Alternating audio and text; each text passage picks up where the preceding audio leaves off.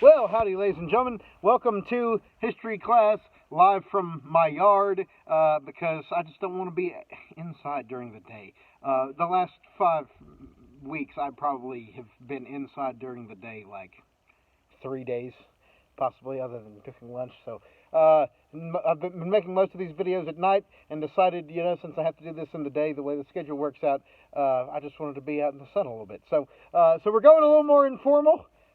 Maybe doing this more often here, we'll see.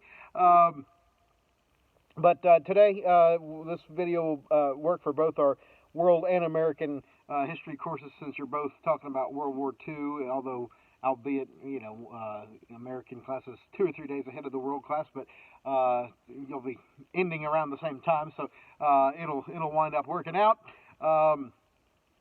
So today I want to talk about kind of the path toward victory over the Germans. One thing that was a little bit neglected in the... I just realized how much I look like Forrest Gump at the end, at the scene where he's like running. It's got the huge beard, and he just decides I'll turn around now. Okay, so that's kind of what it looks like with the hat and everything. Okay, so one thing that the American textbook does not talk about as much as it ought to, that is brought up a little bit more strongly in the world textbook, is the significance of the Battle of Stalingrad and the Eastern Front of the war. Because really, if you say what's the turning point of World War II as it pertains to Germany, there's really two answers. So Stalingrad as it pertains to the Eastern Front on the Russian border, and then Normandy, or D-Day, as it's been called, on the Western Front, which is going to involve American, British, and French troops. So, and Stalingrad happens about a year before Normandy does. However, Stalingrad is kind of the beginning of the... Normandy is really the beginning of the end, but Stalingrad's the beginning of the end, I guess you could say. So, basically, again, we mentioned one of the things that really cost Hitler the war is the insanity of betraying the Soviet Union and the non-aggression pact, the Molotov-Ribbentrop Pact that he had signed with the USSR at the beginning of the war. Remember, the Russians had invaded Poland with them. Like, they were basically on the same side. Now, their armies were not marching in unity. It's not like they were formal allies. But they both were attacking Poland from different directions and carving it up betwixt the two of them. A little while later, Hitler gets antsy and decides that he wants to invade the Soviet Union, and taking a page from the mistakes of Napoleon and not learning lessons of them, he invades Russia at the wrong time of year, and things are really cold. But he's there for a lot longer than just one bad fall. They're fighting on the Russian front for a couple of years. Some of what they want to do is seize the breadbasket areas of the Ukraine. Some of what they want to do is grab a hold of a lot of Russian oil reserves, because Russia's a pretty oil-rich country. But another thing that they wanted to do was just take the city of Stalingrad just because it had Stalin's name on it. This is the period of time. One thing about Hitler, he was, he's just about the personification of evil in a human being. He also was certifiably insane. And those are two different things. You can be insane without being evil. You can be evil without being insane. He was both of them. His ego was so strong, he really was willing to throw thousands of troops at trying to take Stalingrad, even though it had no real strategic value for the German invasion, just because he kind of wanted to one-up Stalin by taking a city. In return, Stalin is willing to throw thousands of troops at defending the relatively unimportant city of Stalingrad just to defend his name. So this is why it's not good when you have Hitler and Stalin, two of the most evil men in the world, simultaneously ruling neighboring nations at the same time, possessed with modern militaries. It's not a good recipe. So, not a good recipe for peace, love, and understanding. War was going to happen between them inevitably. So, the Battle of Stalingrad is the nastiest fighting in at least in the German war. You can make a case for some of what happens in Iwo Jima and Okinawa, but against the Japanese, but the nastiest fighting in the German war was there in Stalingrad, and probably the nastiest of the whole war. The temperature there, I'm standing here in the warm, it feels strange to talk about it. It seems like I ought to have like an icy backdrop here. I haven't developed to the point of having green screens, unfortunately, though. We're still rolling real redneck style on this channel here. That's more so today than usual. So, anyway, where was I going? Stalingrad. Oh yeah. Temperatures are insane. It's really cold there. If you've never been to Russia, it's a really cold place. I've not been, but it's a really cold place, and the temperature didn't make an exception for everybody because there was a war going, right? And so, unbelievable conditions. Neither army really had adequate supplies. Also, a lot of people literally are dying of frostbite because they don't have enough clothing. They don't have the kind of coats, boots, all that kind of stuff that you would want. Now, you would think, you're Russia, wouldn't everyone have? But the Russian economy was so bad with the communist system, they couldn't keep up demand just for those basic things. So you've got a lot of people literally freezing to death. Now, this is funny. This is a true story. I heard from a college professor that there were actually stories on the Eastern Front of people that literally died. How do I say this delicately? They literally died because it was so cold that their cheeks froze together. Their metaphorical cheeks froze together, and they were unable to go to the bathroom, and the inability to discharge their waste made them sick, and they died. They literally died because their cheeks froze together. That's a thing that happened. There's also tales on the Eastern Front of it being so cold that people's hands literally freezing to the guns to where they couldn't take their hand off the gun because their hand was like froze to the metal. So just, you wouldn't have wanted to be a soldier on the Russian-German front. So sun's starting to come out, sun's starting to disappear. Anyway, Stalingrad, really, really nasty situation. Ultimately, it's going to prove to be a Soviet victory, though, although with great cost. So the Battle of Stalingrad starts in August of 42, starts with nightly bombing raids from the Luftwaffe, which was the German Air Force. But Stalin, he basically told his commanders to defend Stalingrad to the death. By early 42, the Germans had 90% of the ruined city, but winter was setting in. The Soviets launched a counterattack on November 19th. They actually kind of surrounded so the Germans basically took the city, and then the Russians kind of surrounded them and kind of created a cauldron type situation, what they call a cauldron battle, where you're like surrounded on all sides. Ultimately, the German general was begging Hitler for permission to retreat. Begging him, let's get out of here. We're not going to win. This is not worth fighting over. Hitler absolutely refused to allow a retreat. So the battle continued. Again, August of 42 is when it starts. It continues into February of 43. So we're talking a 5 or 6 month siege. If you remember siege warfare, where you try to basically starve a place out. So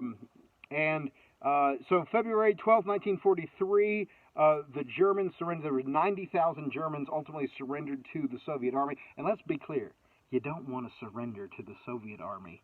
They're not exactly known for the greatest treatment of POWs in the world. Actually, neither were the Germans, as a matter of fact, very notoriously. So, you didn't want to have to surrender against these armies. So ultimately, though, the Germans, many of them were starving to death. Many of them had frostbite. They had come in. There were 330,000 Germans at the beginning of the siege of Stalingrad. There were 90,000 left at the end of the surrender. So that means that 210,000 of the 330,000, hold on, that math is not right. A lot. Let's put it that way. Don't make me do math live on the camera, right? But an awful lot of the Germans died. And the city of Stalingrad basically was no more. The city was completely leveled due to just 5-6 months of continual fire, bombings, all this kind of stuff. And so you wind up with the city of Stalingrad being absolutely brought down almost completely. So that's really the beginning of Germany's troubles, which of course were good for the rest of the world. But the next phase of moving toward an Allied victory is going to come with Allied invasion. The Russians had been trying to get, I keep calling them the Russians. At this point in time, I should be calling them the Soviets, because they were by then they had taken the name of the Soviet Union. So the Soviets were trying to get the Americans, the British, the French to launch a true invasion of the Western Front, to really invade Germany on the west. Not necessarily you couldn't start through Germany, because Germany wasn't on the coast, but Stalin was saying you guys should invade France, which, if you remember, had fallen to the Germans and was now under the control of a Nazi French government with a capital in Vichy. And we've mentioned this in the video on the North Africa and Italy campaigns. That they initially resisted, said they didn't think they were ready, so they invaded Italy instead. But then the time came, come 1944, where the Allies believed that we were ready to launch an invasion of France, and so. We actually, and the invasion of France begins with an invasion force landing on the beaches of Normandy, which was the region of France right across the English Channel. World history people, you'll remember, and American history people, you'll remember if you have good memory from last year. Excuse me, I got to stop choking to death on my water. That Normandy was a region that the British and the French had fought over for generations. Dating back to medieval days. But now, in an odd turn of events, Britain and France are united, trying to invade Normandy together to liberate it from German control. And the man in charge of the invasion and the entire Allied force in the West was the American general and future U.S. President Dwight D. Eisenhower. So, let's see. So the timing, let's see. Make sure I get my date straight here. So double checking with your textbook. Okay, so May of 1944 is the beginning of preparation for invasion, but the day that we call D-Day, where the invasion really goes down, occurs on June 6th of 1944, and on what we call D-Day, or the day of the Normandy invasion, we put together the greatest invasion force that the world has ever seen.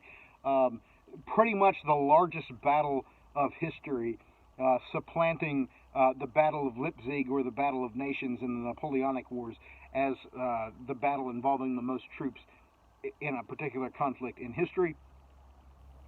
We actually devoted an awful lot of people to a fake invasion. As the truck rolls by here, hopefully you can hear me over top of it. Give it a second. To what they call a feint.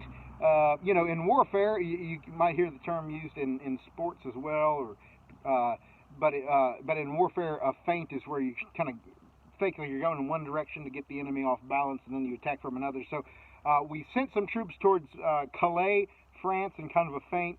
Got the Germans thinking that we were attacking in a different place.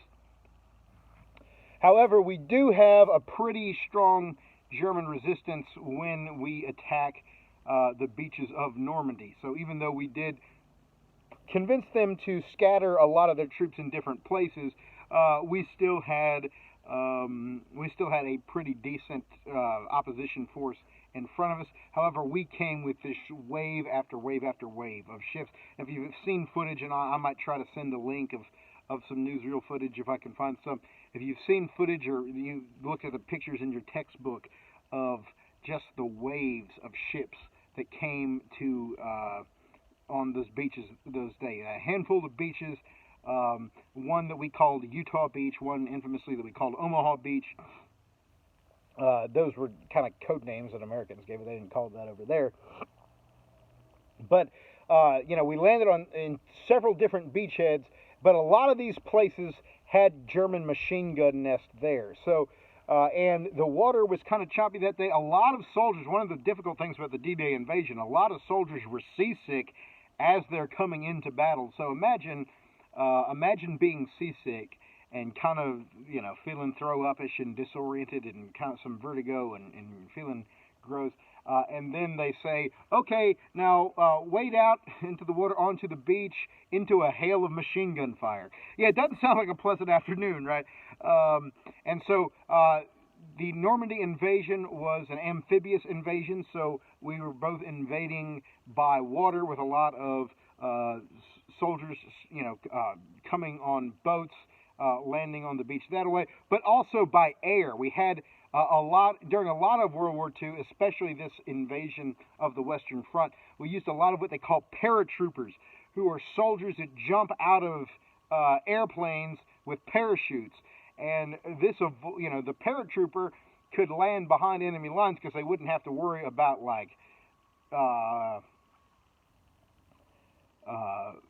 it was easier to deliver them, to in any given place than having to worry about a place where they could come off of the beaches and so on. So the paratrooper was used a lot in World War II.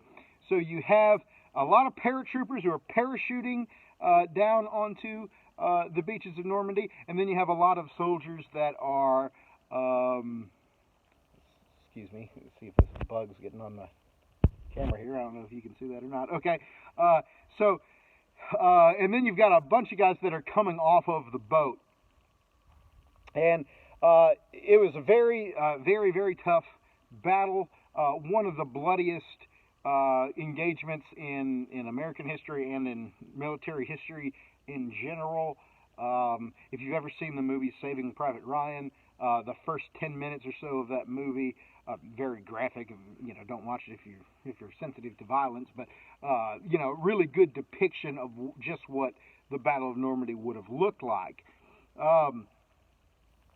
And so it takes. I'm trying to remember exactly how long it was before they kind of broke through the ranks. So all that took place on kind of a 60-mile stretch of beach.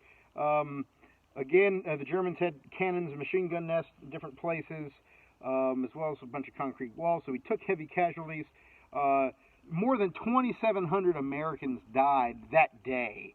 So I mean that's a tremendous, that's a tremendous statistic for one battle. I know there was a family in Danville, Virginia, which is not terribly far from where I grew up, and a couple hours away. That famously, it was in Bedford, which is actually even closer to my house. There's one family in Bedford famously lost, I think they had 5 sons, and they lost 4 of them in the Battle of Normandy. Unbelievable. But eventually, the Allies took the beachheads. We eventually gained control of that French coastline.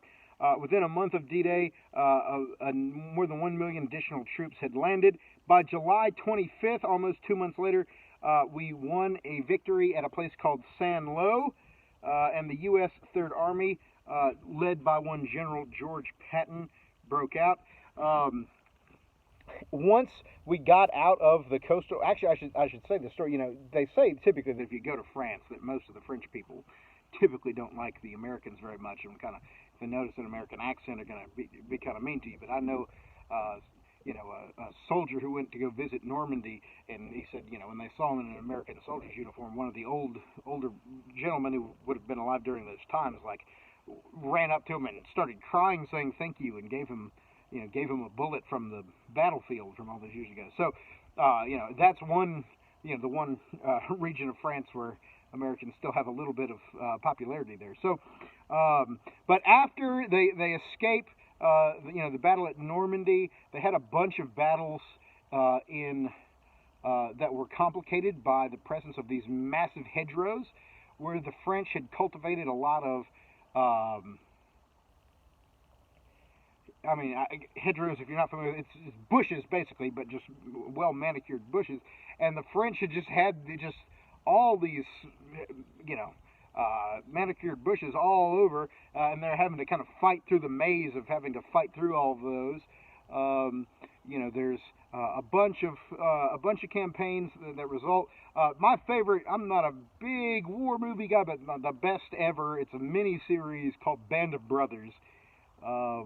That if I would highly recommend watching if you're interested in this kind of stuff at all. I think it was like 10 parts. It followed one actual company of soldiers, and what I highly recommend is at the end of the show they did a documentary where they talked to the actual soldiers that the story was based on, those that were still surviving when they did it, and it was fantastic. But a lot of those battles are from that campaign are included in that series. But ultimately, the Allied troops wound up liberating Paris on. Let me see the exact date of Paris. All right, doesn't say the exact date. I should add one word about Patton. General Patton is a very interesting character in history. He was one of America's most brilliant generals, also one of America's most controversial because he was a brilliant military mind. He was an incredible inspirer and leader of men. He also had a very healthy ego, to say the least, and kind of a no-nonsense attitude, but he kind of crossed the line on a few occasions. In particular, he lost his command after literally smacking a shell-shocked soldier in a military hospital. So that kind of helped lead to the downfall of the George Patton era. But Patton, interesting cat, Patton was. So, and one thing that happens too, so ultimately they liberate Paris. The Vichy French government is taken down. The Free French government in exile under the leadership of General Charles de Gaulle is kind of installed as the new government of France and is going to remain in that position after the war is over, which of course, as I always like to point out, means that the French found a way to lose World War II twice, because they lost it to the Germans the first time and then they lost it to the Allies the second time. The French, new, pro-democratic French government allied with America and England comes to power with de Gaulle. Of course, the day that we win in Paris is like a great day of celebration, obviously. And then from there, troops begin to keep pushing on to Germany. And there's actually a weird situation where the American/British troops and the Russian troops are kind of racing to Berlin. Both sides want to get there first. And the reason is because whoever controls and occupies Berlin is going to have a huge advantage when it comes to setting up the situation that's going to come to be at the end of the war, which is really going to lead to the establishment of the Cold War era of American and Russian and European history, and Asian and African history. I mean, there was no place immune from the Cold War on the earth. So, I've got to stop touching my face. I'm being a bad example. I didn't realize how many times I touch my face until I found out I'm not supposed to. Evidently, I do it all the time. So you've got the situation where the Americans and the Russians are kind of racing to Berlin. Patton, in particular, is also kind of racing the British just for the sake of bragging. We're trying to beat the Russians for actual geopolitical reasons. We're trying to beat the British just because Patton wants to. But meanwhile, there is one last major German offensive, and it's a battle known as the Battle of the Bulge. And the reason it's given that name, and most battles are named after the place they were fought, the Battle of the Bulge actually got its name from the fact that it involved an attack on a bulge in the line, meaning if you were to draw a diagram of where the troops were stationed, there was a bulge in the line, and that was where the attack came. So the Battle of the Bulge is kind of Hitler's last gasp. He told the German troops, that this battle is to decide whether we shall live or die. And so on December 16th, 1944, German tanks broke through American defenses in the Ardennes Forest, which was a forested region near the French-German border.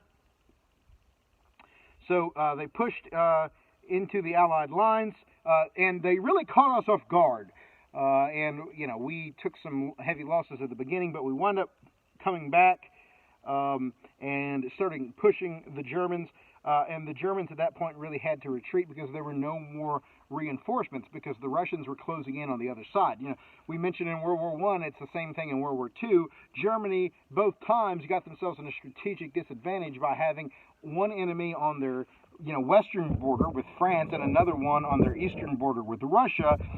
And it's very hard to fight a two-front war with opponents on both sides.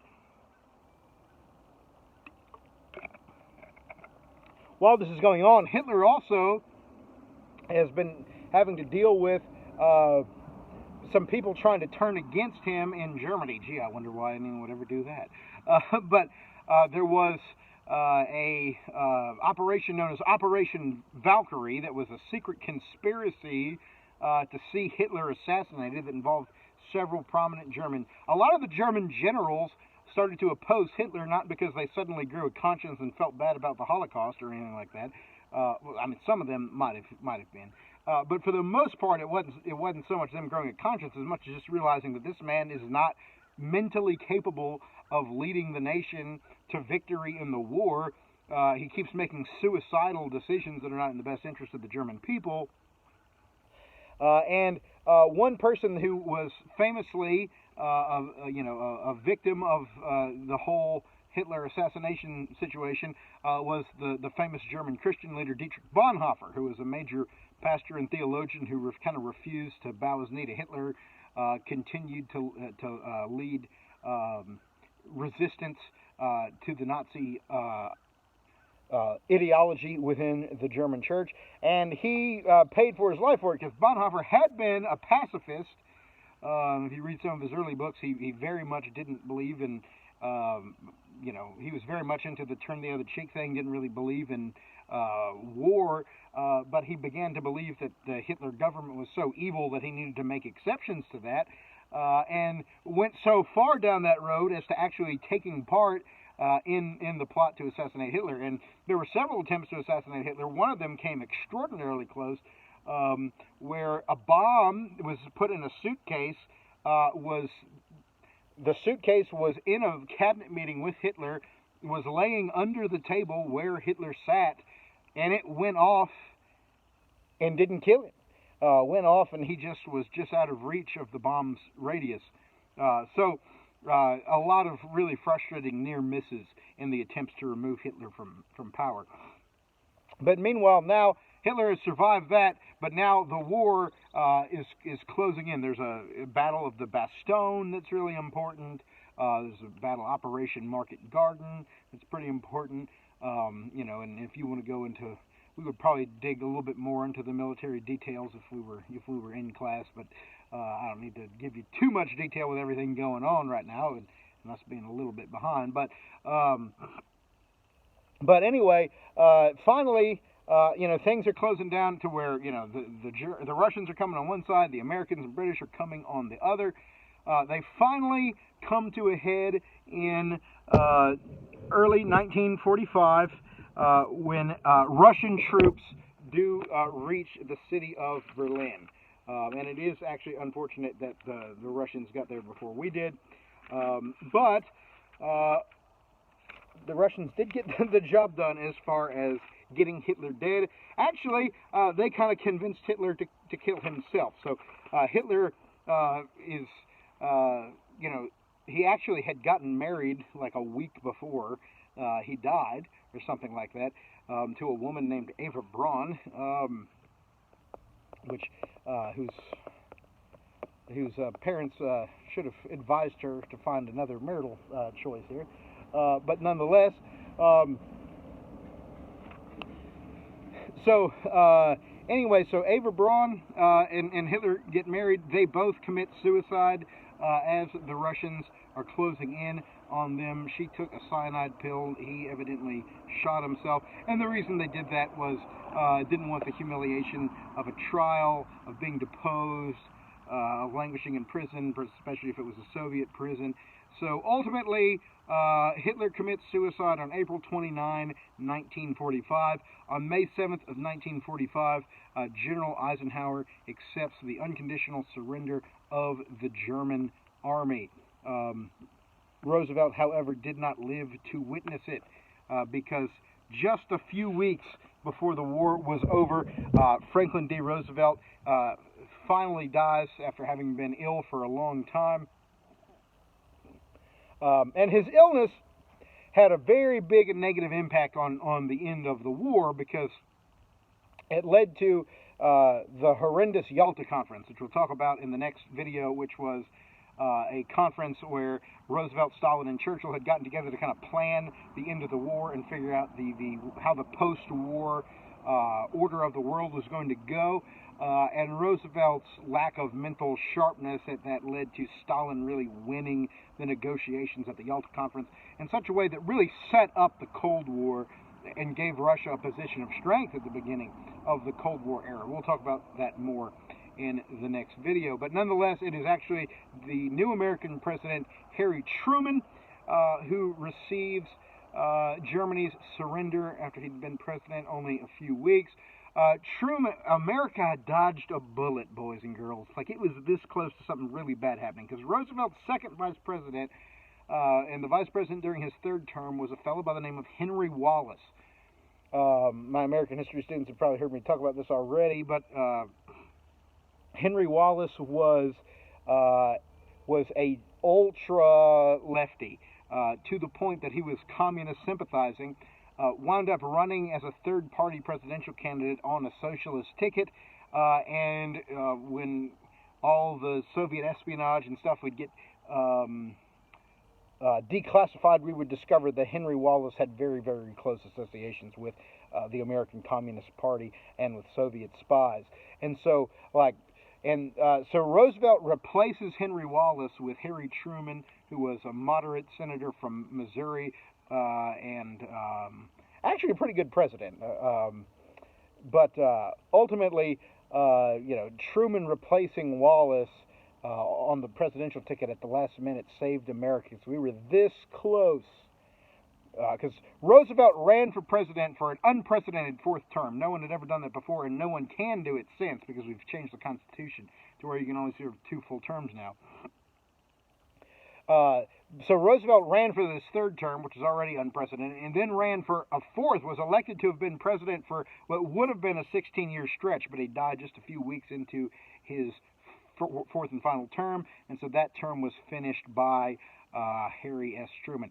Trivia fact about Harry S. Truman: the S literally stands for S. That's it. He doesn't. There's no other letters. That's his middle name is the letter S. True story. But anyway, so with that, the war against the Germans is over. But on our next video, we will talk about how the war ends with the Japanese. But it's starting to warm up now that the sun's come out, so I think I'm going to move this into the woods and get a little more cloud cover. So y'all take care, and hopefully I'll see you sometime soon.